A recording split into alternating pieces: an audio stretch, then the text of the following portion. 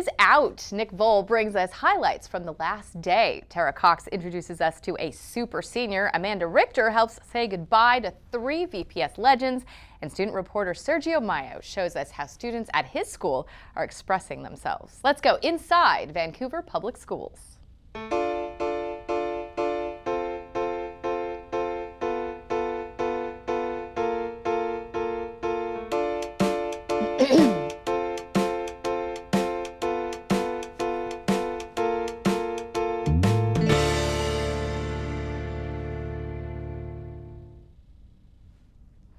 Hello and welcome to the final episode of Inside Vancouver Public Schools for this school year. I'm Coleen Jamison. We have lots of end-of-the-year stories to bring you, plus exciting construction news. But first, our top 3. These are our favorite posts from social media. Number 3 comes from Sid Sloan, a teacher at Bay. Photography students had their photos posted at the library downtown in a special show. They took pictures of seniors to highlight their personalities and share them with the world. It's a cool annual event and a great way to show off those seniors before they enter adulthood. Number 2 comes from Eisenhower Elementary principal Jennifer Blechschmidt, whose school hosted a grad walk by seniors from Columbia River High School. Ms. Blechschmidt also went to River as a student, so it always means a lot to her for her alma mater to swing by. Most of the students at Eisenhower will be at River someday, as it's just around the corner. Our number 1 is actually 3 tweets. First, from teacher Ian Hurst of Vancouver iTech Preparatory. He worked with Sherway and the school PTSA to get materials donated so that students could build their own skateboards. Here's a look at some of the boards. Students designed and fabricated the boards themselves. It's a great example of the project-based learning they specialize in at iTech. And here is Mr. Hurst successfully completing a kickflip. It's in slow-mo, so you'll have to wait for it. There we go. Great job, Mr. Hurst, and congrats to those iTech students for their awesome skateboards. The last day of school is always exciting for students and staff, and of course parents. Well, they document the whole thing. Joining us now with some of the highlights from the last day of school is Nick Vole. Nick, what did we see out there today? Colleen, we saw kids saying goodbye not only to their teachers and each other, but at Ogden Elementary to the school itself. Next fall, Ogden will open its new building next door. To commemorate their last day, everyone gathered outside Ogden to take an all-school photo. This fall, students and staff will move a couple of 100 yards away to the new Ogden building, which is near completion. We asked students how they're feeling and what they'll remember as they prepare for the move. Good and nervous. Have to learn all your way around. Yeah, and I might get lost too, because it's a big building. I'm happy because it's 2-story and I'll be upstairs, but also I'm sad because I'll be leaving my school that I was at first. I've been here ever since kindergarten, and I've been working my hardest to achieve my goals on math, reading, and writing. For staff members, the new building is a long time coming. I helped on the core team to design it, and so I've kind of seen it from the very beginning plans to now, and so it's really exciting to see this beautiful building that we're going to get to actually be in a couple months. We have been dreaming of a new building for many, many years, us staff members that have been here for a long time, and so it's just wonderful to look across the playground and see this beautiful building being built for us, and just want to thank the community and everybody that helped make that a reality. Earlier this week, students wrote farewell messages to the school in chalk on the side of the building. Ogden is the first school to get a new building thanks to the bond measure passed by voters 2 years ago. The old building isn't done being of service just yet, and we'll have more on that later in the show. There's a lot of excitement elsewhere for the last day of school, and parents and staff are posting all over social media. Sabrina Perozzo posted this photo on Instagram of her daughter. On the right, her first day at 5th grade at Harney Elementary. On the left, her last. It's amazing how much kids can grow in such a short time. David Salzberg posted this fun photo of his kids celebrating the last day of school. I'm not sure how many takes it took to get this action shot just right, but it was worth the effort. Great picture, David, and congrats to the kids for a great school year. Alicia Claflin posted this photo on Twitter. She volunteered at Salmon Creek's field day for the last day of school to spend time with her son, Logan. She says everyone had a good time, and in another tweet that she heard a lot of pleases and thank yous from the kids and was impressed by how polite they were. Great job to the students at Salmon Creek. The school district had its own special social media campaign going to capture the spirit of the 2018-19 school year. It asked people to use the hashtag #MyBestVPS and share the most positive thing they saw this year. The district highlighted the organized kindness campaigns at several schools. For VPS Game Time, the district's sports broadcasting program, it was the attitude and hard work of its interns, who you can see from this photo are a fun group. Students got high school and college credit for interning and valuable work experience. And I love this one. Jennifer Gay, a teacher at King Elementary, shared this touching photo of a 4th grade student mentor hugging his kindergarten buddy. It is such a cool little moment there. Great photo, Jennifer, and what a great program King is running to connect kids. And that social media campaign is still going if you want to share. Again, the hashtag is #MyBestVPS. Share the most genuinely positive thing you saw at school this year. Colleen, back to you. Thanks, Nick. And for high school seniors, the journey through Vancouver public schools is over. We wanted to bring you the story of one senior who excelled in the classroom, the gym, and the band room. Tara Cox joins us now to introduce us to Eli Hoover. Tara? Thanks. Sports fans may recognize Eli's name. He's all-league on the basketball court, but as we discovered, that's not the only place he plays well. The Hudson's Bay Band is practicing for a big opportunity. It's marching in the Rose Festival Grand Floral Parade in downtown Portland. On trumpet is senior Eli Hoover. I've been playing it since 6th grade, so 7 years. In the band, he blends in. On the basketball court, he stands out. Hoover on the follow. Hoover was a 3-year starter on the varsity team, earning all-league accolades along the way. He also earned himself a scholarship to Centralia Community College, a first for his family. So I'm going to be like the first one to go to college, so yeah. How does that make you feel? I'm excited and it makes me feel good. A little nervous because, don't got connections or so it's something new. He's talented for sure, but his real strength? Biggest parts about being sick. Well, he works hard. Basketball court, he works hard for the band, he works hard. Being a family guy, so whatever he does, he really works at it. So there's not a lot of quitting that kid. His coaches have seen him go through ups and downs in his young life. The kid has been through quite a bit, but you would never know it. Doesn't let it affect him. He credits Bay's staff, in particular Coach Theo McAley, for guiding him. The first day of school, actually, I got my schedule and I didn't know where our class was, and I asked him and he helped me out and everything. So since the first day of school, he's always been there for me. He's helped me and my family out. Coach Theo says, as per usual for Eli, that he's being too modest. We helped support him a little bit along the way, but a lot of it was him. And he's actually helped to make me, help me be a better person as well. So, not just a musician and athlete, Eli is a good student too. I think if you ask any staff member in this building anything about Eli, it'll be nothing but positive. He hopes his grades and basketball can carry him far. Long-term goal, I'm going to try to play 2 years there and then transfer to a 4-year and try to play a couple more years. So, and then, after that, we'll see. His time at Bay is over, but he goes having left his mark. These kids come in your lives as 8th graders, freshmen, and the next thing you know, they're seniors and they're gone. And so he's one of the ones that you really do miss. Eli's principal, Val Seeley, also told us that he would consistently volunteer at school to help out with fundraisers. You could tell talking to staff how much he's meant to the Bay community and how excited they are to see what he does next. Back to you. Thanks so much, Tara. And Eli was one of hundreds of students to walk the graduation stage at the Sunlight Supply Amphitheater in Ridgefield. The 4 comprehensive high schools held their ceremonies there. The smaller magnet high schools held ceremonies elsewhere. It's a huge production with thousands of family members attending. Among the guests was Superintendent Dr. Steve Webb, who tells us this is one of his favorite times of the year. Graduation is harvest season for us. It's our reason for being, it's our why. And we want to express our gratitude to our administrative teams, our faculty and staff who've really provided some heroic efforts to support students to get each student across the finish line. The graduations were broadcast live on Comcast and on the district YouTube channel. You can catch those ceremonies on repeat on cable, and they're available on demand on YouTube.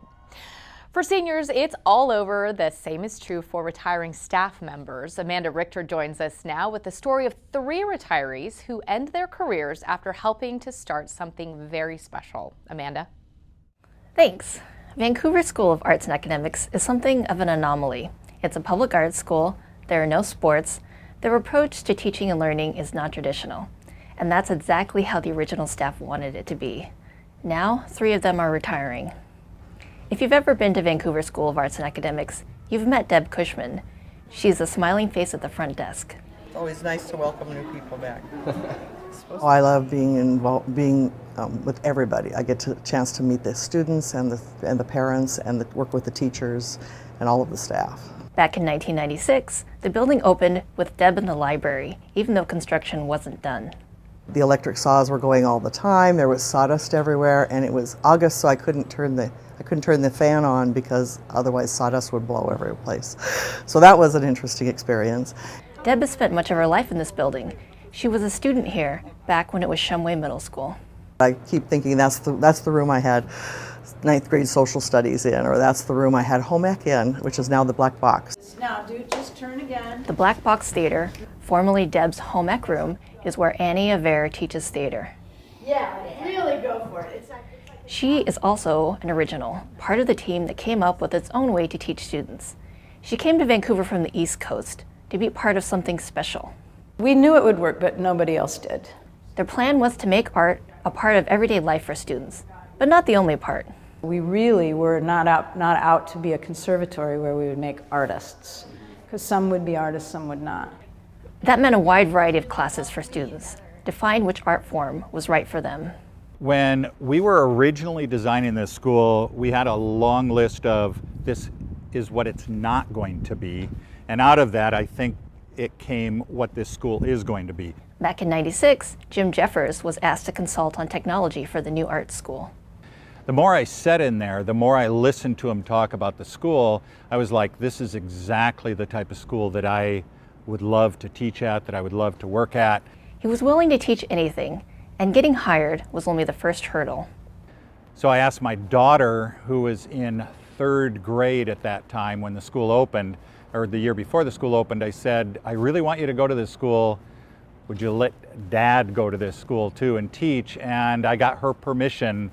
After a couple of years, Jim settled into the Moving Image Arts program, where students learned video production. Later, he became a technology facilitator at the school. More than 20 years later, the school these 3 helped start as a model for arts education, producing young adults who are prepared for the world. The most beautiful thing is that the students now who are adults are working in the world as artists and as everything, as scientists, as teachers. With just days left at VSAA, they're reflecting on their students. I will definitely miss the relationships that I have with students over time. I've known those kids since they were in 6th grade. On what they built together. I do have a kinship with them. I think we're always like the first graduating class of the school. And what they're leaving behind. This place I'll miss a lot. When you start something and you see it through to success, it feels good.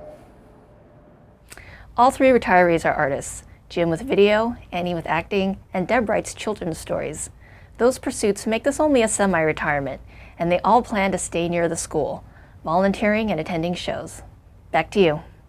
Thanks, Amanda, and congratulations to all of the district's retiring staff members. Young broadcasters at Columbia River High School earned one of the biggest prizes in all of television. The CR Sports team won a high school Emmy. For the sports live event category, the winner is CR Sports, boys basketball versus Ridgefield. That's Columbia River High School. Congrats to this team effort. 8 students listed for this award. The team, which you can see here, took home the award for Best Live Sports Broadcast. They traveled to Seattle to accept the award in person. They now are entered in the National High School Emmy Awards, representing the Northwest. It's a proud moment for the students. It was just an amazing feeling to win this, just the recognition. We put in so many hours after school every day. just to get these games recorded, and like it's just such good practice for us if we want to do this in the industry. It's just an amazing way for us to learn, and I really appreciate the opportunity that Miss Blackwell gives us. The team is led by teacher Janine Blackwell. CR Sports broadcasts almost 20 live sports events last year on cable and the web. Congrats to the Chieftains. And that's not the only exciting news from Columbia River. Their athletes earned 3 state championships this spring. Let's start with the girls tennis team, which earned co-champion status with Sequim High School. They held a ceremony at school to honor the team, which was led by senior Faith Grisham. Faith won the singles title at the state tournament in Seattle, and this was the end of a long uphill climb for her. She finished 3rd in state last year. Her win gave the team 11 points at state and secured that team co-title. In addition, Levi Williams of River won the state championship in the pole vault. Only a sophomore, Levi cleared 13 feet 6 inches to take home the title. It's only his 2nd year vaulting, and he's River's first champ in the event since 1983. Congrats to all of the outstanding athletes from Columbia River. And we have one more group of champions to tell you about. This time, it's in history. Freshman Abigail Anderson, Grant Myers, and Trevor Bossman won the state championship representing Vancouver iTech Preparatory. They'll now head to nationals for the National History Day competition. A team of iTech 8th graders finished 3rd in the contest, and this is the first time a VPS team has won the State History Day title. It's time for a Reschools update, the latest on construction projects paid for with your bond dollars. The latest new school construction project has broken ground. King Elementary will be rebuilt starting this summer. We went down to King for the groundbreaking ceremony. With a flick of the wrist, students from King joined Superintendent Dr. Steve Webb and School Board member Rosemary Fryer in kicking off the construction project. One of the highlights of the new school will be its 2nd floor, and students can't wait. I'm definitely excited for the 2nd level because when I'm in 5th, I get to go on the 2nd level of the school. I'm excited that it has 2 floors, so yeah. Current students at King will attend class at Ogden Elementary's old building next year while their new school is being built. The old King Elementary will be torn down this summer. The new King is slated to open in the fall of 2020. And if you want more updates on what's happening at construction sites, check out vansd.org/reschools. There's a full schedule of construction projects, photos, and videos of work done so far, and a whole lot more. Find out what's happening and when at your neighborhood school. Careers in construction are booming in the Northwest. Students from Skyview High School got some firsthand experience in an important construction job, surveying. The District Career and Technical Education Department put together a special field day for students in Skyview's Science, Math, and Technology Magnet program. Several employers came out to show kids what surveying is and how important it is to building. It was eye-opening for students. I think it's really interesting to be able to hear from professionals and being able to hear like what they do as a job, so that way I can think about it as a future career path or a future like, oh, this is an opportunity that I potentially could have. My wife always jokes as I drive around, it's like, I built this road, I built this building. You know, you don't even think about it when you drive down the road that surveyors were there putting all that stuff in, so you don't even think about how much stuff that surveyors actually are involved in. All day long, classes came out to the track to get demonstrations of the equipment, thanks to all of the professionals who set aside time for the students. Writing personal stories is a challenge, and it's even harder to share that story with an audience. Joining us now to talk about a storytelling event is our student reporter, Sergio Mayo. Orpheus here at Fort Vancouver is an event where students are able to share personal narratives or how they feel about certain topics. There are no rules. It's whatever the students want to put out into the world. I never saw anything wrong going on in my life until one day. Orpheus is hosted by Ben Jados, a Fort teacher. He knows it is a challenge for students to go on stage, and how student stories are more than what is seen at school. They're really scared beforehand, and then afterwards they're like euphoric. They feel so good about themselves. You know, the audience too many times is the teacher. There's a bigger world out there than that. The event provides an opportunity for students to share anything they feel and get immediate feedback from the crowd. It just gives other people a chance to know they're not alone, and you know, they're not the only person going through things. For most performers, Orpheus is a way of helping to resolve any issue they are facing inside or outside of school. When you go through things in life, I feel like the best way to overcome it is to speak on it with your own voice in front of one person or a group of people. A way for me to relieve something that's been kind of a burden for a long time that I didn't even realize till I did it. Presenting serious topics also improves students' writing skills. It's helping us not only become better writers, but better people as well. And I think that for anyone who wanted to try something like this, to just go for it. Mr. Jayas hosts 4 Orpheus nights for his junior English classes every school year, but it's open to everyone, students and adults alike. Back to you. Thank you so much. And time now for the big picture, our favorite image from social media. And what a photo this is, posted by the Columbia River Band and Orchestra Twitter account. This is the River Marching Band striking a pose in downtown Portland as they participated in the Rose Festival Grand Floral Parade last weekend. 2 hours of marching and music, and they did it all with big smiles on their faces. Let's see what's happening across Vancouver Public Schools this summer. One of the best opportunities for kids is the series of free arts workshops happening. Any VPS student is eligible for dance, acting, music, art, and crafts.